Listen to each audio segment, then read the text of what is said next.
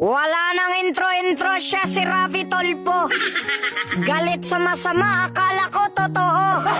Pero pag nakita niya si Liza, takot din pala to. Hoy, di ba ikaw ang aming pambato? Huwag kang matakot, gamitin mo ang bunganga mo na walang sinasanto. Akala ko ba tagapagtanggol ka ng mga Pilipino? Bakit ngayon hindi ko na alam kung ikaw ay napaano? Tila nananahimik ka, takot ka mabawasan ang supporters mo, no?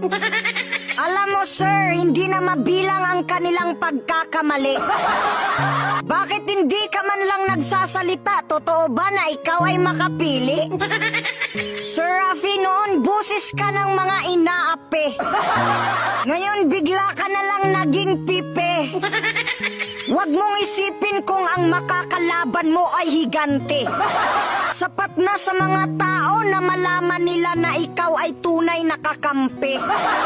Kaysa umasa sila sa mga tulog na parang sa umaga di pa nakahigop ng kape.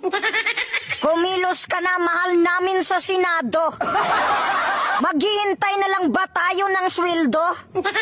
Yung batas binaboy na at tinarantado. Kaya siguro naman you know what to do.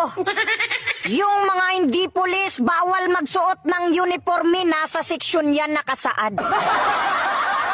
Kapag simpleng mamamayan ang gumawa niyan, kulong kaagad. Tapos kapag pulis, okay lang na lumabag.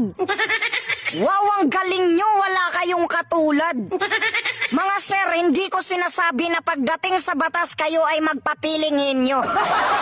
Pero sa dinami-dami ninyo, wala man lang ni isang nagtatanong sa inyo. Tingnan ninyo yung bayan natin ngayon, sobrang mahal na ng mga presyo. Dahil yan sa mataas na tax revenue. Kaya dapat bawasan ang buwis at bawasan ang inyong sweldo. Kasi wala naman kayong mga silbi, yung politika ginagawa nyo na lang negosyo. Wala na ang tunay na pagsiservisyo. Wala na nga kayong ginagawa, nag-away-away pa kayo. Yung iba pinagtutulungan ang budget ng pangalawang pangulo. Hindi ko alam kung mabait o may saltik sa ulo. Kunting budget ni BP, panay kayo reklamo. Pero mabait naman kayo sa inyong amo.